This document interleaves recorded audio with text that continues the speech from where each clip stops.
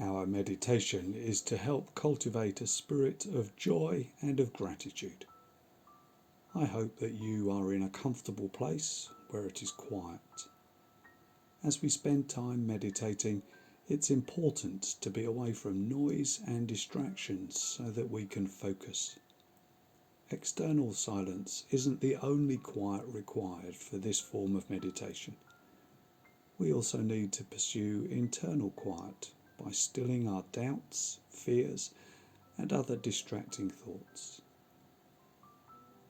May we set aside the issues of the day, and may our hearts be stilled.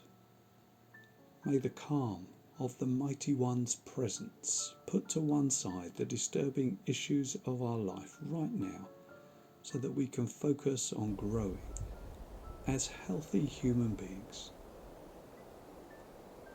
As I am quiet and still, may I benefit from your presence and power, and when I return to these issues, may they be lighter and easier because I have met with you.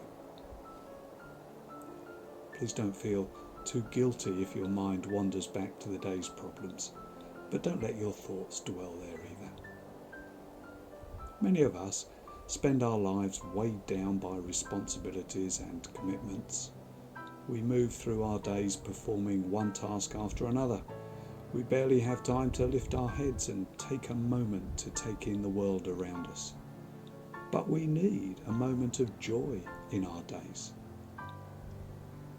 Right now, let's be calm and cultivate a spirit of joy and of gratitude. May you find your spirit lifted and your attitude adjusted to a much happier place. Give thanks to the Lord, for he is good, for his steadfast love endures forever. Now, with eyes closed and sitting comfortably, recognize that God desires you to be full of joy. He wants joy for you and directs your path so that you might find it. Our task is to let him help us and to stop striving to do everything under our own power. If you keep my commandments, you will abide in my love, just as I have kept my Father's commandments and abide in his love. These things I have spoken to you, that my joy may be in you, and that your joy may be full. This is my commandment, that you love one another as I have loved you. There is something very powerful in love. Great joy comes from giving and receiving love. Think now about love you've shared recently. How giving and receiving love has made you feel. And as gratitude rises, embrace the joy that those memories bring. There's no rush now. This is the time to remember the joy that comes from shared love.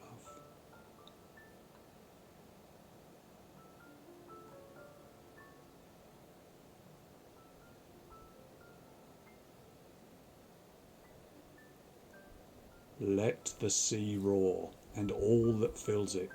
Let the field exult and everything in it.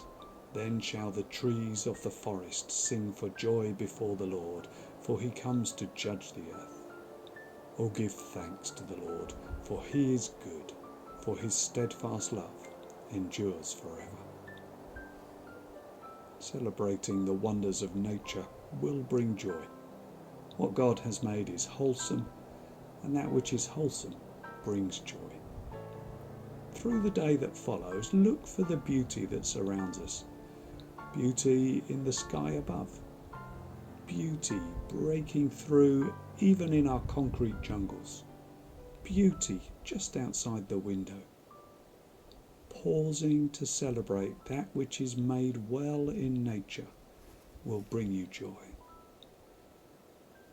The peak of God's creation was the making of human beings, and we find our greatest joy when we too are wholesome. Our wholesomeness is restored only when we accept the forgiveness that God offers through Jesus. Every day Be grateful for the gift of forgiveness that God has given.